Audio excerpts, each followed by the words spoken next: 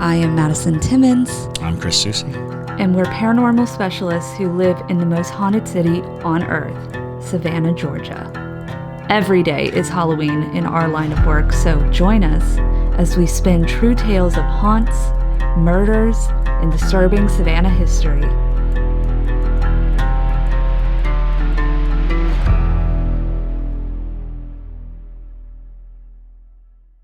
I'm Madison. I'm Chris. And welcome to the most haunted city on earth. Hello, and welcome back to another episode of The Most Haunted City on Earth. My name is Madison Timmons. And I'm Chris Susi. And we are here with another Q&A for you.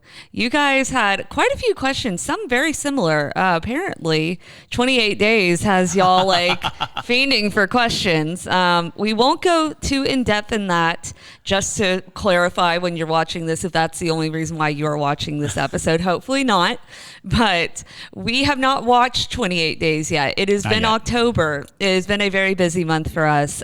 So now that we're going into November, we will have time to watch things. And I guess we need to binge watch all of that so that we can answer all of y'all's questions. Maybe we should do an episode on shows, on ghost hunting shows, the documentary style ghost shows. I've actually been on a couple of them.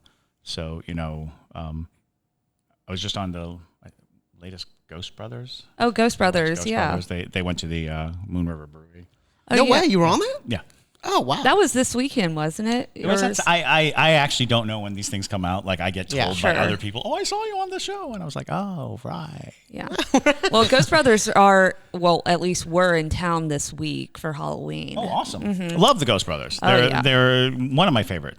I would ghost hunting shows. I would agree with that. They're probably the most solid to not necessarily because they have humor that is very natural. It's not forced humor. They seem to be having a good time. Yes, and they also get scared, which is a big component to me. Is I'm all for being brave, but if you get scared, if something scary happens, interact. Absolutely. I actually don't know who they are because I'm too busy producing this show. That's fair. That is fair. That is fair. I just can't. I can't watch anything. I'm so done. Throughout the day, I'm doing so much with the show, just trying to contact people and get, ghosty stuff happening and planning the next episodes and all that. That at the end of the day, I'm like, I just want to watch something completely different. That is fair. That is fair. Absolutely. Yeah, like Bachelor in Paradise. That's Love what Maddie and I like. Paradise. We grab a bottle of wine, we grab our pups, we turn on Bachelor in Paradise and or Bachelor or Bachelorette, and we just soak in the awfulness that is and the absurdity that those shows are. Amazing. Oh man. So anyway, all right. Let's go ahead and get started with the Q&A. But before we do, I would like to thank our newest patrons. Thank you, Arcadia Eklund, Lindsay Williams, Lauren Bonaker, Miranda Wareham, Andrew Maudsley, and Stephanie Bauer. We really, really appreciate y'all. Yes. Seriously. Thank you so much. Yes, and we have lots and lots of stuff coming for the Para Junkies. Yes, thank you for being a Para Junkie, and welcome to the junkie side. Yes, welcome to the Para. That's what I was just saying, what we needed to talk about real fast. I am currently working on a secret Para Junkie merch store. Oh, right. Yes. Yeah, absolutely. It's going to have Parajunkie only merch. You're going to need to access it with a cool password. It's going to be pretty dope. So yes, secret things. Secret, yes. And everything will be closer to wholesale than regular. Show your pride. Yeah, absolutely. Absolutely. So it'll be good prices on those if you want some Parajunkie only merch.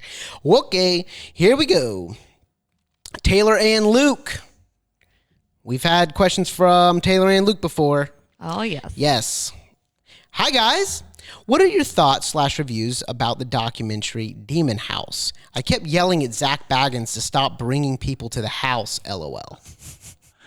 That is a fascinating documentary. I am deeply intrigued by it. Have you seen it? I haven't seen it yet. Okay. So one of the most interesting aspects of it, I think, though, is there's a lot of buildup. The house itself does seem to have a lot of troubling history to it.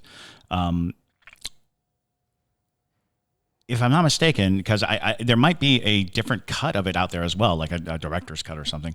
But at the height of this documentary, Zach Baggins locked inside by himself in the demon house.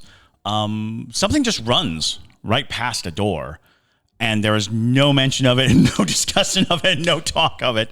And I'm like, I wish they spent a little more time on the thing. Yeah. I mean, they acknowledge that it happened, but they spend very little time, like, investigating or doing anything like that. Yeah. So, interestingly enough, that house was demolished. And if you go to Zach Baggins' Paranormal Museum in Las Vegas, the basement of the museum actually has a lot of the house pieces and like areas of the house that were noted to be very paranormally, charged. So I typically stick away from things that Zach Baggins tends to produce. Just not his biggest fan in the entire world. Just because I like a more serious approach, if you will, to paranormal, and I like to hear theory, and I want less hokiness.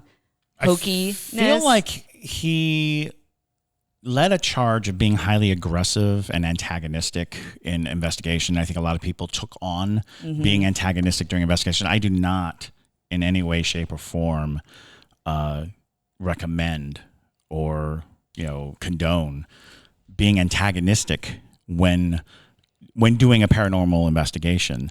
What you put in is usually what you get out. That is, if you go in open and if you go in trying to sincerely communicate versus going in, like you're going to fight the ghost. One of the most peculiar ways is to show up and be like, "Hey, bro, let's go." Like a bar fight. Yeah, like a bar fight. Puff up your chest and take on a spirit. It was very disheartening because I want to say that after Zach Baggins became very popular, I saw more and more of it, and privately, like people who would come on ghost hunts got very into the idea of you gotta spur the spirits into action. Sure. And I was like, well, that doesn't seem like you're getting an honest interaction, because if you show up aggressive anywhere, getting aggression back is not an indication of what the spirit's like. Exactly. You show up to a very, kind and peaceful person's house and just start shoving on them. Their interaction and reaction is not going to be the sincere, interaction of the person. Yeah, I agree with that. But I will say he has gathered a lot of really interesting evidence, throughout his time. And the museum, I actually had a guest on my tour about a week ago who was like a Zach Baggins super fan. Like this guy came on the tour with a Zach Baggins shirt on. He was like, I love him. And I was like, ooh, okay. And so, yeah, he told me though about how he recently went to the museum and like you said, out in Las Vegas, and he had a really weird interaction. So he was with his tour guide was Zach Baggins' girlfriend. I guess she gives tours there. Yeah. And she had mentioned some kind of like song or something like that they heard come out of this record player or whatever. And the guy said that every time they would turn on the radio, that song would start playing. Every single time they got into an Uber, the song was playing. They got home, the radio wasn't even turned on, but the song would pop up. And I was like, very bizarre though. That is super bizarre. So it's like, that is communication right there. Absolutely. So I'm like, oh, apparently something really liked you and followed you home. It was like, get me out of this place. But it's, but well, and that museum is very overpowering because it is so chock full of just item after item after item. They have the Dybbuk box there. They've got an incredibly haunted doll there. They've got pieces of a house there. And they have like Ed Gein's crock pot. Oh, that they suggest he rendered human flesh. Yeah. Nice. So there's a lot of really weird. Because there's a lot of serial killer stuff, a lot of Yeah. So would a crock pot tenderize a leg in like 3 hours? Would you say? Or I say crock pot, but I meant like an actual crock. Oh, okay. I see. Like a cast iron. Gotcha. I was picturing witch's cauldron. Gotcha. I was picturing the ones that you can get at Walmart. Yeah, no. I realize now that I'm talking about slow roasting. Yeah, slow roasting limbs. I think it's fair to say that our show will never be picked up by Zach Baggins if he hears any of the episodes where we talk about him. So I personally don't have anything against him because he built an industry.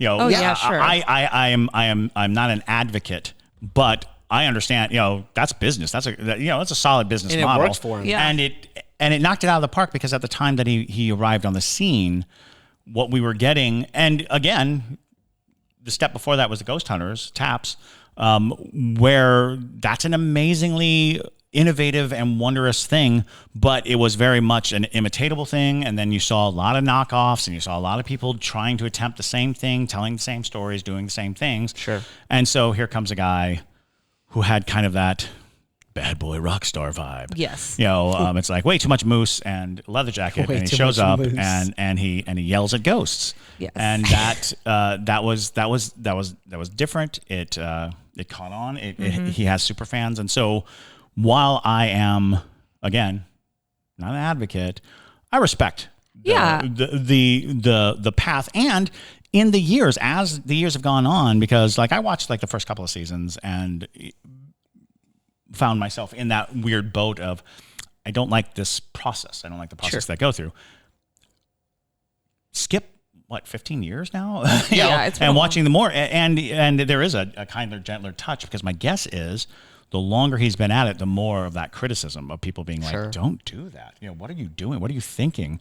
And so I think he's learned more about hunting ghosts and interacting over the years. Although, again, he stands as an adversary to ghost hunters who are attempting a sincere contact. And I still stand by it. I think Zach Baggins himself is haunted. That he has a ghost specifically that interacts with him wherever he goes. Wow, not only does it always call his name on out, the payroll. Yeah. Right. That goes Seriously. on the payroll. and that's just it. If you're receiving scratches, if you're getting your name called, if you're having the same experience in every place you go, the question isn't, wow, I'm able to draw out the ghosts of every place. It's you got a ghost on your back. That's your next script. Yeah. Oh, yeah. That's your next script. Yeah, sure. Yeah. No, seriously, like Ghosts on the that's payroll. Like you could make a film. Like we could all make a film about the ghost hunter that not pays a ghost, but like sells his soul to some demon to latch on. I do have a script. I'm a screenwriter, for those of you who don't know. I do have a script in which a paranormal investigator murdered someone in a house. And then 10 years later comes back to the house hoping to stir that spirit, because he knows what happened there. He knows very intimately the details of it. That's so clever. he's showing up hoping that his presence will catch the ghost, because he's that dedicated to the idea of catching a ghost. He decided to make a ghost. Sure. He decided to murder someone, torture and murder them in a place, and then go and investigate the place. Wow. Cool. All right, here we go. Angel Dewada, what up? How you doing? It's me again. We're always happy. We're always happy to have Yay! you. Thanks for such a great podcast. Aw. What are your opinions on Ed and Lorraine Warren? I really like Ed and Lorraine. I think they pioneered the way of like a paranormal couple of sorts. I'm especially a fan of Lorraine because I think her abilities were so unique in the way that she was able to walk into a space and almost feel and see exactly what happened there. That's so rare. Ed was definitely more of the theorist, and he came from it a bit of a more religious stance. So I don't find that I pull a lot from like their methods, but I do respect all that they did in the flipping the coin, from Zach Bagans, where it's like they were very sincere about genuinely trying to figure out what happened here, why the spirit is the way it is, like trying to make a place safe again. And they cared a lot about families as well and trying to help families. So I like Ed and Lorraine. I think they're pretty interesting. Yeah, I think they stand as, the four bearers of modern paranormal investigation. And yeah, I actually spoke to Lorraine Warren in '96, I think, and it was a wonderful conversation. She's a very warm person. She's very, she was so set. She understood things so specifically that it wasn't even a question of whether or not she was guessing or because there's a lot of guesswork to this. But if you have a strong faith and you're using that faith to back up what you sense, it becomes very solid. She was very solid. And when she spoke, you just instantly felt that what she was saying was the truth. But at the same time, I think that we do have romanticized versions of Ed and Lorraine, and our exposure to Ed and Lorraine is through a lot of different glasses. Because over the years, I've spoken to people who've had altercations with Ed and Lorraine, who have had issues with them, and so it's definitely for what they stand for and what they promoted. I absolutely adore Ed and Lorraine Warren and the books that you can read on them and from them. Wonderfully intricate observations of the paranormal universe. But I have had. There was a guy who basically said he punched Ed to get him out of the house because, and he dismissed the Warrens entirely from his premises because he felt that they were interfering with how his family was dealing with and coping with the thing. Because you have to imagine if somebody shows up and starts really barking orders and telling you how to do something when you have a family member in distress. That can be very friction-filled. As a matter of fact, that was the Conjuring house. That actually happened in the Conjuring house. So, like, the father of that family is on record stating that he was not a fan of the Warrens, and the story as told by the Warrens was not how it played out. And wow, I almost think that there is a book coming out from the daughter of that family, of the Conjuring family, trying to access the truth about the house, because the story as it is very heavily Bathsheba and the horror there. But apparently the family actually had a long-standing relationship with the ghost of the house that they felt was poorly represented. You're telling me that Hollywood over-exaggerated something for money? I know, right? Well, actually, the Warrens did. Oh. I thought you were saying the movie over-exaggerated it. Well, the movies did, absolutely. Yeah. But it was also because it was the accounts from the Warrens' point of view. Oh. Gotcha. Because the Warrens did write their story about their experience there, and that's how the Conjuring story came about. It just isn't the same. It's a point of view issue. And I don't know necessarily to believe one way or the other. It's just knowing that not everybody is going to be on the heavy Christian boat of dealing with spirits, and then having someone take a very specific and narrow view of how to deal with something or how to, you can run into issue. I am a fan of Ed Lorraine, hands down, but I do know that they haven't always been the heroes that we've kind of grown to associate them as. And I think it's important to note that because of their ability to be proclaimed as these heroes, we do tend to forget that they were human beings. They were people. Yeah, absolutely. They were people through and through, and they did amazing work, and they did amazing cataloging of some of the most diabolical and frightening situations. And it comes down to that whole, there are two sides to every story, and you want to be as open as possible to what there is. I think the information that you can get from Ed and Lorraine Warren is invaluable, especially if you're interested in the paranormal. But at the same time, it's a thin line when you deal with faith. It's a thin line when you deal with how to deal with spirits that are restless or spirits that are violent or spirits. And they seem to be very focused on helping people who are in dire need. They show up when it's demonic. They show up when it's dangerous. Yep. Yeah. And I definitely, could see people getting into confrontations with them, because if you read anything that Ed Lorraine would, or Ed Warren would say, it was very staunchly religious. You know, like all of the interviews he would do.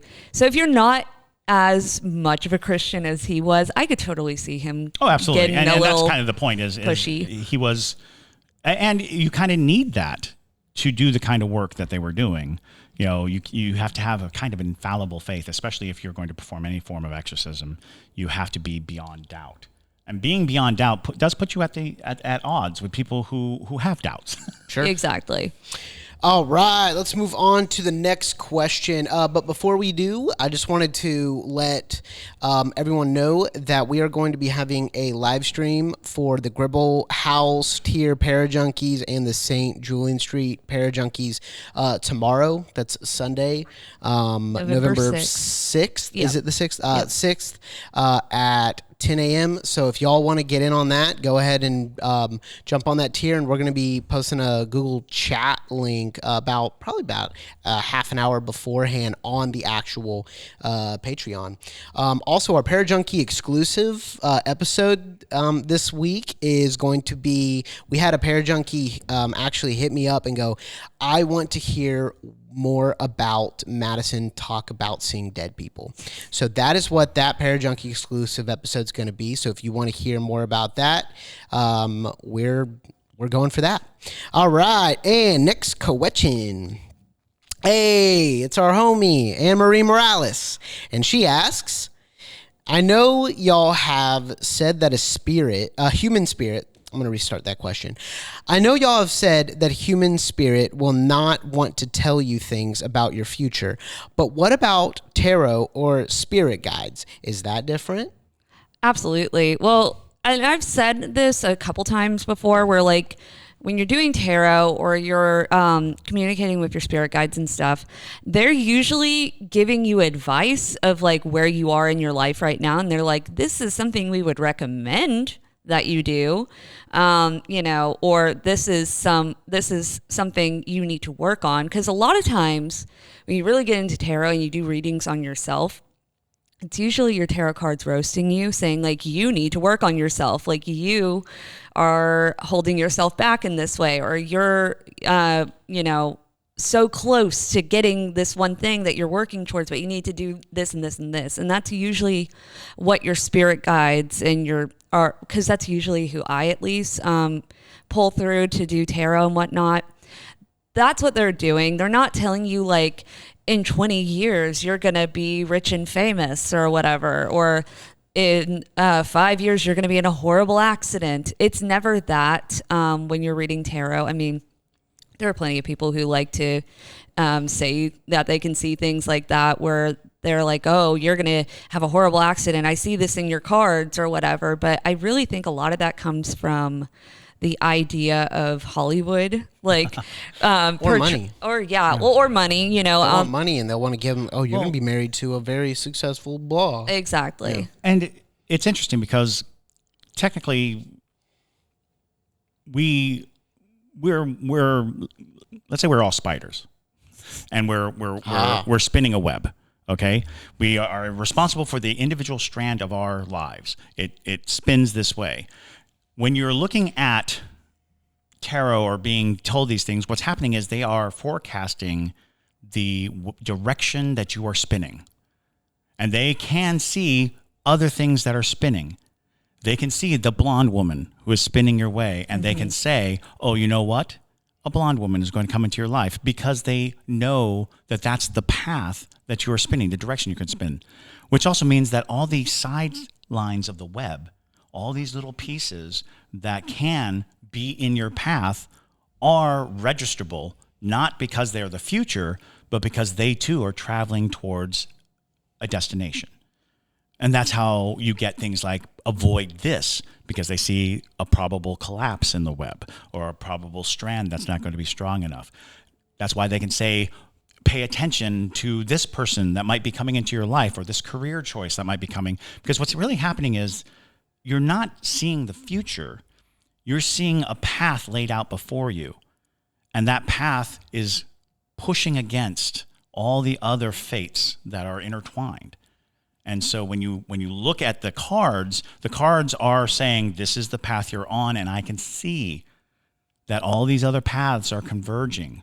So it isn't really telling you the future, it's telling you probabilities of outcomes based on this web of existence. And what you're doing. But you still have, like, I think I've answered this a couple weeks ago or a couple episodes ago, but, like, you still have free will. You can choose, like, to ignore those, pieces of advice. Because think of it as, like, you're talking to a family member and they're like, hey, I've noticed these things that you do. If you keep doing these things, this might happen to you, because they can see from the outside, like Chris said. But you can choose to ignore that family member and be like, that's a bunch of nonsense or whatever. But it's not, like a spirit telling you, like, definitive sort of events. And that's the thing that we really... But it can come off like that. Exactly. It could feel that way, because it could be, especially dependent on who is doing the reading and who is doing the communicating. They can see a positive outcome and literally be like, you have to say yes to this, or if this happens, say yes, or take the job there, or do these things, because in interpretation, it looks like the future. Yeah. In interpretation, it looks like, and it increases that probability. So what you're really doing is advanced mathematics, quantum mathematics. You are utilizing a lot more information than you personally have to determine paths that you can take. So yeah, and you can choose. It's always a choice, because the future, even in the great book of life, when they say all things are known, all things happen, and you're like, well, then why would I ever make a choice? It's like, well, those choices may be predestined in that one sense, but the truth of the matter is you're still living your life. You still have free will. Our concept of time is messed up.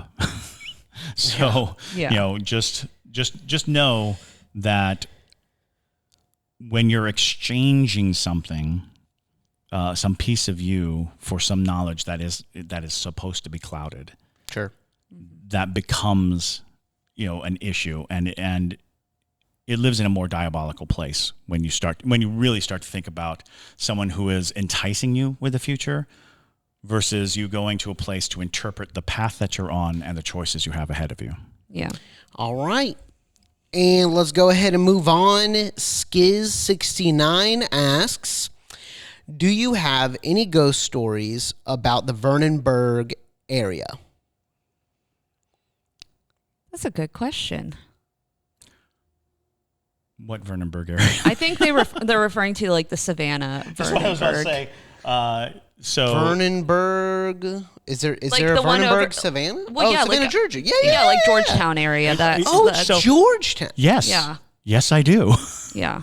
As a matter of fact, when they were building Georgetown, there was this old house out there, and we used to call it the witch house, because we all believed local legend was that the witch house was this, house. And some people's stories, it was an old slave woman who settled down right on the property of the plantation and built her little house and lived out there for a while. There was a long time where if you go down, they tore it down to build those houses, that housing community out there. So me and a group of friends went out there to see it before they tore it down, and it was a harrowing night of strange sounds and strange sensations. And when we got to the house, it definitely felt like doom and gloom. But one of the weirdest things is there is a road right when you get down towards Georgetown that just kind of like peels off right along 17. You can go down and you go kind of past all where people are living, and it just almost turns into a dirt road, and then you come to this giant fence. And while we were there, it was like 3:00 in the morning. We getting lost because at the time there were no roads. There were, it was just like piles of dirt, and we were leaving the house. So it was between 3 and 4 in the morning. We came down that road, came to this big fence, and I was like, oh, well, you can't go any further. But before we could turn around, 3 pickup trucks, like one on one side of the fence and 2 from we don't know where, came up down upon us, and we just like drove off. And so we don't know what was there, but there's something that was very, very guarded, because we obviously tripped some kind of alarm or something. But that whole area, is steeped with stories, but the story that I know of that area was that there was a witch house, quote unquote witch house out there, and we never got anything more than the idea that there was this old house that was in the middle of the woods too. I should point out that was all like wooded area. It was not traversable by any means. It was not easy to get to the house. Even when they were building construction, the road that went to the construction site, we had to like leave and walk through the woods a bit to get to the house. So yeah, there is a story of an old witch who lived out there. And again, no information about the witch, or if it was really a witch, but it was the kind of story that people, there's an old house in the woods and a witch lives there, and if you go to the house and knock on the door in the midnight, blah blah blah. So yeah, it's pretty rich, but it did lend us to the stories. And if you listen to the Mark McCullough episode, we actually talk. That was last Tuesday's episode. We actually talk about the plantation that was on his property and how I believed that the story that he was telling was in Georgetown, in that area, because that was how it was conveyed to me, the story of a plantation that got burned down. But then the story actually that again, these are all words of mouth stories. These are not printed. People didn't keep heavy ledgers around this time. Yeah. But the story was that a plantation owner, in pure spite, decided to kill his slaves rather than free them, set his own plantation on fire so that the Yanks wouldn't get the pleasure of burning down his house. And that's the story. And again, sensational, no real regards to whether it's true or not, but to hear Mark have a historian come out and say that there was a plantation on the spot that burned down, in the Civil War era, it's like, oh, that's very interesting, because I've heard that story. That's the kind of story that people hold inside and tell casually. Oh, this area used to be a huge plantation. This area used to have, because a lot of people forget that Savannah, the city, was kind of like where the rich people would come to be away from the plantations. There were no plantations in Savannah proper. Savannah, the town, was, we're living by the river and we're all fancy. And we have these mansions and things like that. So these mansions that are in Savannah were not the plantation houses. It's all around. It's further out. And the further out you go, the more, because like all the way down to Midway, Georgia, there are many plantations, but most of them are lost to time. Because after the Civil War, this whole region and area, they cleaned up their act. They were quick to deny their slave holdings. They were quick to crook the books. They were quick to suggest that they were more up and up than they were. And so you see there's just the sensation of the lost plantations of this area and this region. But I think good historians, of course, know. But to the casual researcher, it's very hard to learn about these plantations. Absolutely. So problem is that actually I Googled it, and Vernonburg, although that was very interesting about Georgetown, Vernonburg's actually Windsor Forest. It's like east of Windsor Forest. Yeah, it's a small area. Oh, down by Coffee Bluff.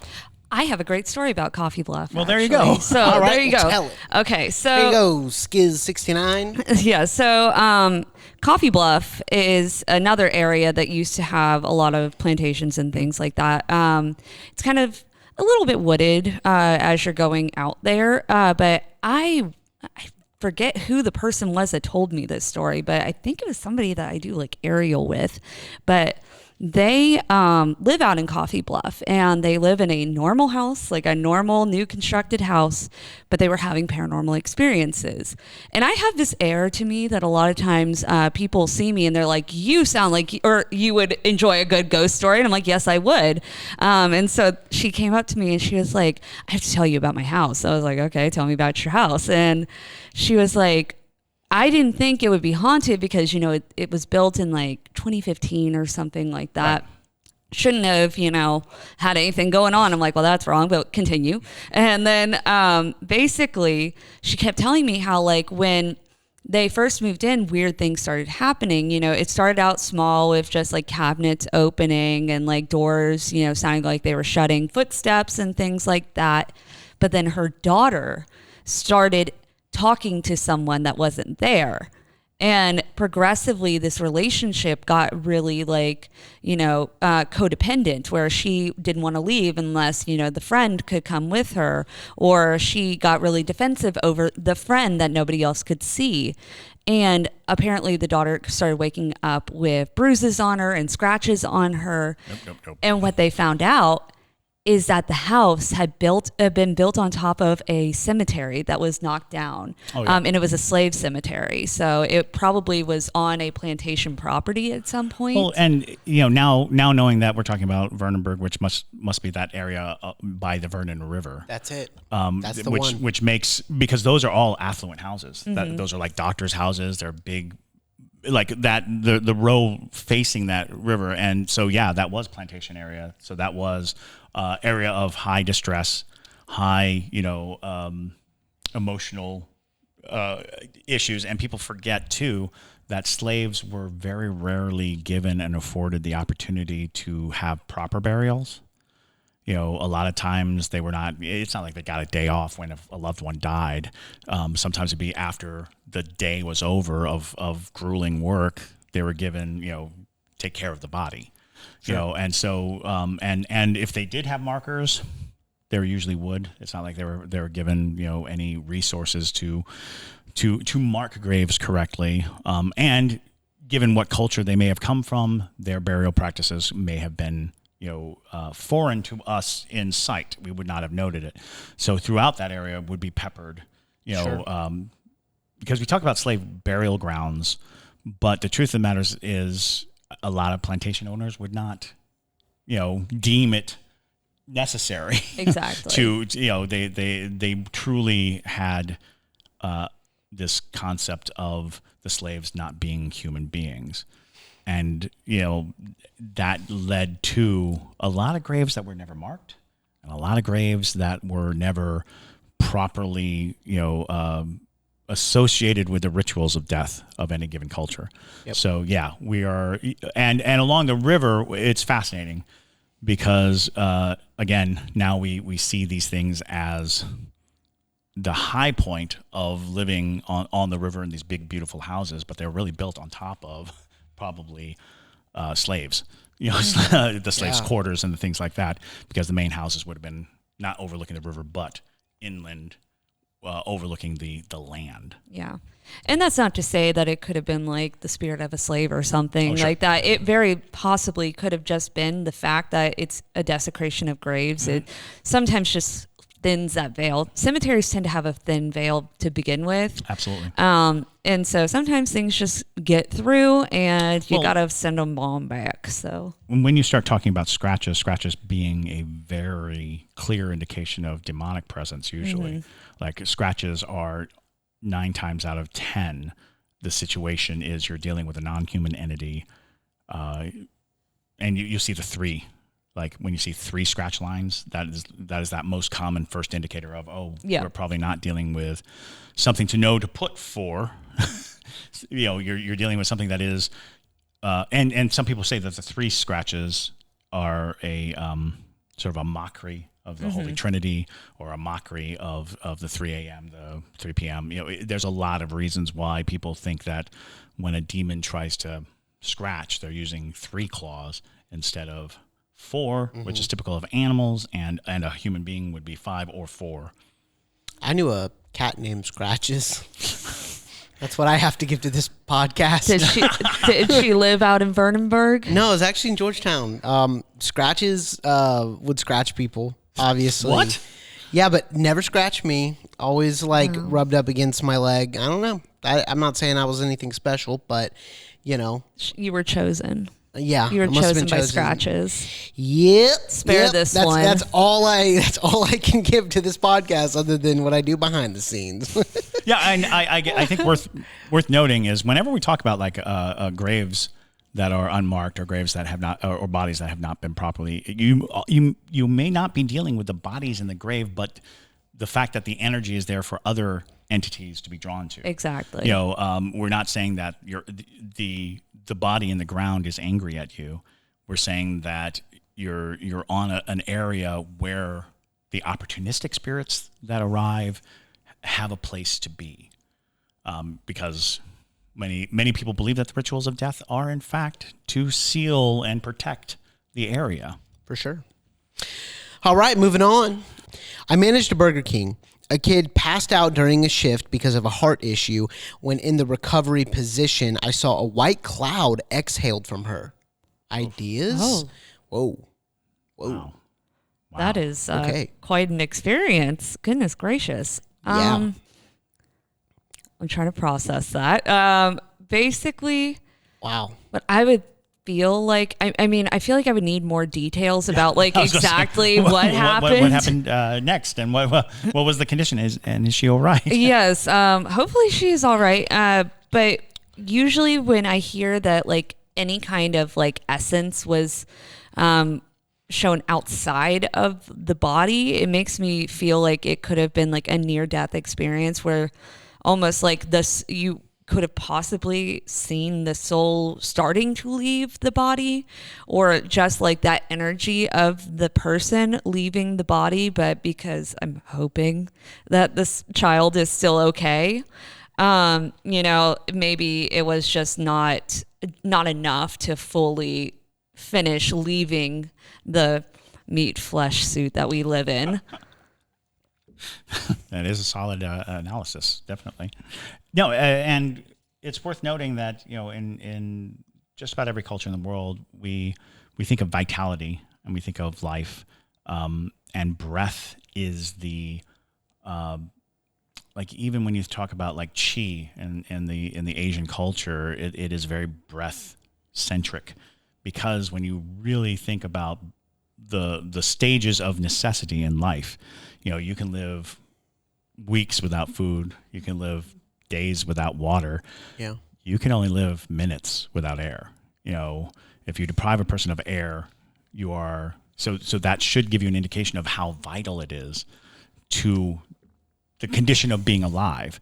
And so when you see an exhalation that is clouded over in crisis period, there's a good chance that what you're seeing is the distress of the vitality of the person being represented. And if you're seeing it, you yourself might be gifted. Yeah. Because that is not a normal thing for somebody to see.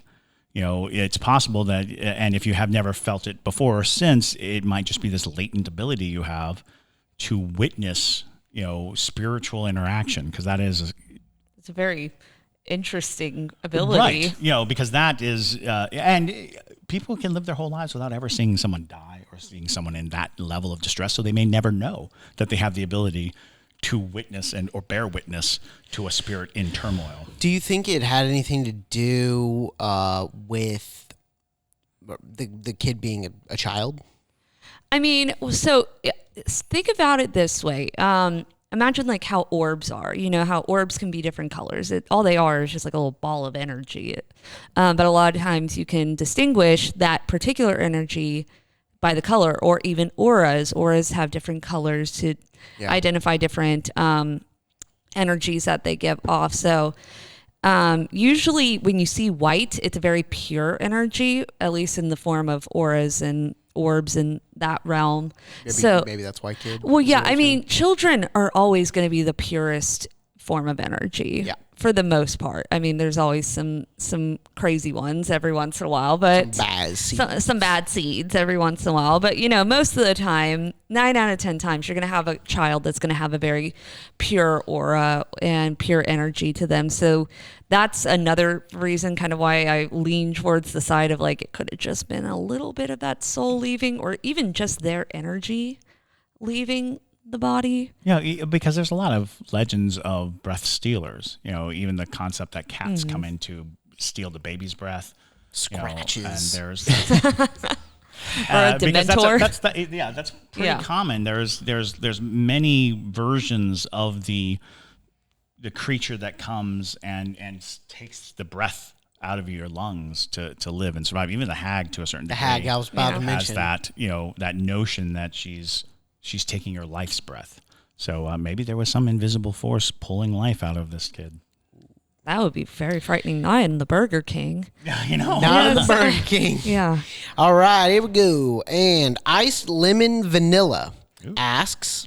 That sounds delicious. I know. Okay. Now I'm like, It was some a treat. Yes. Right? Ice Lemon Vanilla asks, can ghosts talk to other ghosts? If so, can they work together to make rules with others? And more importantly, are ghosts saying mean things about me? Am I being bullied by ghosts behind my back? Oh gosh, that's funny. That is funny. That is, that's a great question, because I am of the belief that it is as difficult for a ghost to see another ghost as it is for us to see a ghost. And so it depends on the planes in which they are operating and divulging. But you do oftentimes hear ghosts refer to the other spirits. Mm-hmm. They'll often talk about, like, if you get into an EVP session, or if you are using the spirit box, they will oftentimes discuss how many spirits are around them.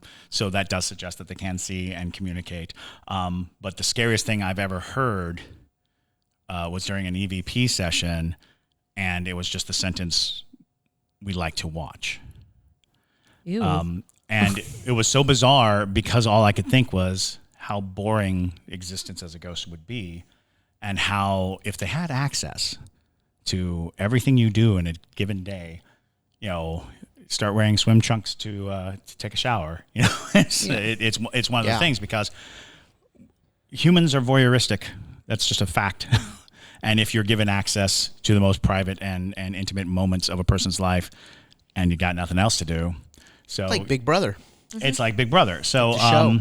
So as far as like talking smack about you, yeah, probably. They probably are. Well, yeah, I mean, think so. Well, think about like They may love you and they'll praise you as well. But if you do something stupid, they're going to talk smack. Oh, yeah. I mean, think about, how human beings are in real life. Like, people love to gossip. Gossip is everyone's favorite thing to do most of the time. And so, of course, when you got all of eternity to do it, might as well. Right. And you got to figure that at some point they've seen everything. So, sure. Yeah. So try to be unique, Yeah. entertaining, give them something to talk about. Absolutely. Have a conversation with your house ghosts, or, it's that's what I do. All right. Next one. Paramutant asks, Ooh. I've binged 28 Days Haunted. Have you seen it? How does someone become a demonologist, and do they have to be clairvoyant or a medium? Okay. We haven't seen it yet. Yes. We discussed that at the beginning of the show. I feel like this question's answerable. But it's That's super why answerable. I left it in there. So demonology is the study of demons. You do not need to be clairvoyant to do that. There are so many. You can actually just go online and buy yourself a demonology certificate, which I think a lot of people do. yeah. And there are courses. There are courses in demonology, but really all demonology is the study of demons.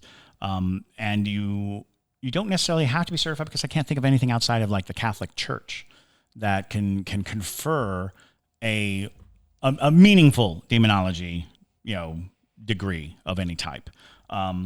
But if you're looking like purely from an academic point of view, it is the cataloging and naming of demons. I took a demonology course in college. Of course you did. And well, I actually went to seminary in hopes of pursuing that lifestyle. What? Yes, but I was quickly turned away from it because the priests kind of were like, "You're not called." I wasn't, and it's true, I was not called. Meaning I could not enter the priesthood with good conscience, because my goal was not to administer the faith. And Yeah. You just wanted to talk about demons. well, I just wanted more Father access. Chris. Yeah, exactly. I just wanted more access to information that was very difficult to find. Because you can buy Absolutely. demonology books, you can buy these things, but I believe I was probably 100% wrong. I was a kid. In the instance that I was thinking that there was so much suppressed information about demons and this was before the internet, this was before anything like that. There was no way for me to do. There was a course, I think, in Duke University that I explored to try to get into, but ultimately seminary made the most sense because they deal with it. They openly talk about it, and it is a thing. However, I was not cut out for it. You were the only person I know that would literally alter their life to become like just you're the only person that I know in my life that would like say like I'm never going to be married, not having sexual relations with anybody. I'm going to become a priest solely off of the fact I want to learn what the Catholic Church got to say about some demons. Well, what's behind that wall? It's safe to assume that upon graduating, I would have left. Yes. Yeah. But putting that aside, putting that whole bit aside, the whole notion aside, it is the study, and it does not require you to know or have clairvoyance, because when you get that ology behind it, it is the study of. Yes. So you're studying demons. You don't have to experience them. You don't even have to believe in them, to become a demonologist, because it is a fascinating subset of faith and belief and a fascinating subset of human lore that involves our attempts at identifying evil, placing it outside of the self and into entities that serve very specific purposes. So in the case of demonology, you're oftentimes looking at a long list of jobs, the 7 deadly sins. You're looking at demons that adhere to certain types of temptation and condemnation. So it's a weird title, and you'll see it. People oftentimes show up and like, this is noted demonologist so-and-so says. It means that they've studied the subject. So books.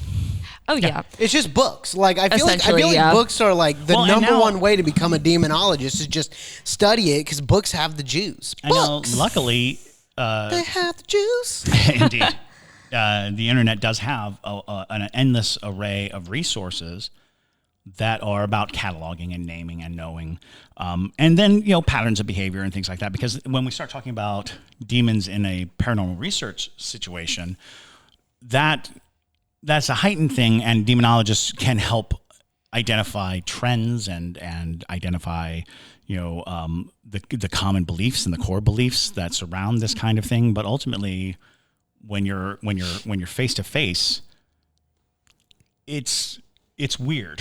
Yeah. It's such a weird question now. Now that I think about it, I'm like, yeah, because a demonologist doesn't necessarily have the ability to go toe to toe against a demon. Just because you know about a demon, and just because you know about the methods used to thwart demons, does not necessarily mean that you have the skill set or the ability to do so. Because we talked earlier about Ed and Lorraine Warren. Ed was like one of the only non-priest, civilians, to be given and granted permission from the Catholic Church to perform exorcisms. Sure. I feel like you're gonna laugh, Madison, because you know how I am, but I feel like fighting a demon is a lot like hunting, in the way that you have to know where the deer is going to come from. Mm-hmm. You have to know where the wind blows. You have to know when the deer is going to feed, where the deer is going to feed. You have to be what it feeds on, what how high up you have to be to not get winded. You have to, and then when you spook the deer, you need to know, or shoot the deer, you need to know where the deer is going to go to find the deer again. And so it's like there's all these different things that you have to know and think about before even coming like going versus a demon, right? Head to head, because the demon, if you don't know all those things, you're not going to shoot that deer, or you're not going to recover the carcass. And even more, to that point is, if you are tracking a deer and you come across some bear prints, the entire expedition changes. Your entire knowledge base. If you see wolf tracks, if you see boar prints, knowing what tools you have and whether they can handle those things. It's a good allegory for if you're going to fight demons. I do not suggest it. Yeah. I mean, and something that a lot of people forget too is that demons don't just exist in the Catholic religion absolutely. And stuff like that. So a lot of times demonologists are studying all demons, because there are so many. A good book to look into is the Encyclopedia of Demons. I have it. It's great. And it literally talks about demons from all sorts of cultures and religions, and very niche ones too. It's very true, because And we use the word demon a lot, but the truth of the matter is that we're not talking necessarily about, a horned entity that is, pitchforked. And we are looking at a classification of spirit that the word demon fits. Because, every culture has them, and they're just basically the explanation of something dark and sinister that they encountered and had a very specific pattern of behavior. The Oni of Japan are very fierce and scary and frightening, and we hold them as demons. We'll call them demons, Tengu, and the same thing. You go to every culture, they will have an entity that embodies the dark thing that you encounter, and those are all demons, absolutely, across the line. And even in religious studies, they try to bridge, the demons of other cultures into so that when you're classifying them, you're like, oh well, this demon is a rage. It is about inciting rage. It is looking to feed on you. And then when it all distills back down, you realize that there is a similarity in what they are trying to achieve. Sure. They may go about it differently. They may have different, modes, methods, and appearances. But in the end, what they're trying to achieve is interesting because it's usually not like devour the soul and hurt the person. It is usually corruption. It is about the corrupting of a spirit. And that is also why children are so susceptible to demon assault, because the level of corruption is greater with the less, sins on your soul. Yeah. All right. Cara DeLos, last question. Cara DeLos asks, it's a good in-cap question. Do you feel like dowsing rods are a reliable tool to communicate with spirits? It's kind of like it can be. They are so tricky because if you are a shaky individual, you could very easily go and be like, and it'll go like that, and you'll think that's an answer, but really you're just a jittery person. You can use them as like a good starting point to like see like maybe something's there, maybe I'm communicating with something, but I would definitely follow it up with something else. And it is tricky. I do like dowsing rods for their interactiveness. Yeah, it's it fun. is a very interactive thing. And one of the things that people always forget about dowsing rods, and it comes from the very name itself, is that it was a means to find water underground.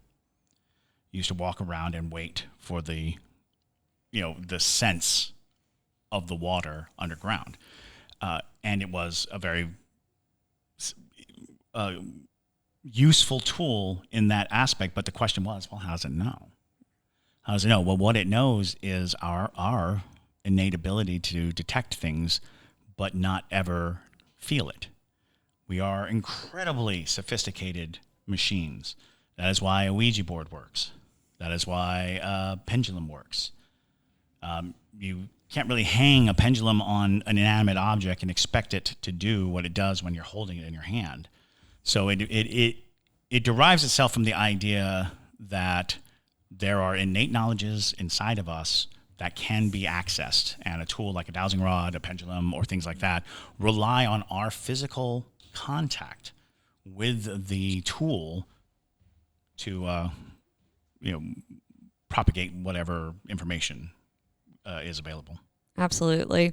So, I mean, definitely take it with a grain of salt. All of it is kind of grain of salty. Yeah, exactly. But, follow it up with something else and see if you're getting similar answers. And then that is a good point to go from. But don't use it as just like your soul, like, oh, well, the dowsing rod said that it's over there. And so it must definitely be over there, because you could also just be looking in that direction and subconsciously going like, oh, it's over there. Absolutely. And that's the definitive truth of all of it.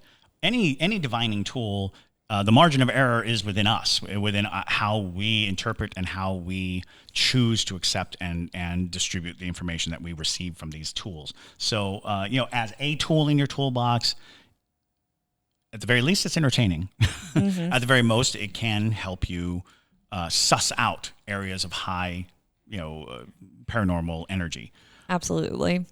But All right. Well, awesome. Thank you guys so much for all the good questions. You always come through. Really interesting questions. We'll definitely watch 28 Days so we can have some more discussion, because I think there was probably 7 questions about 28 Days in there. It looks like a very interesting show. Certainly. Yes.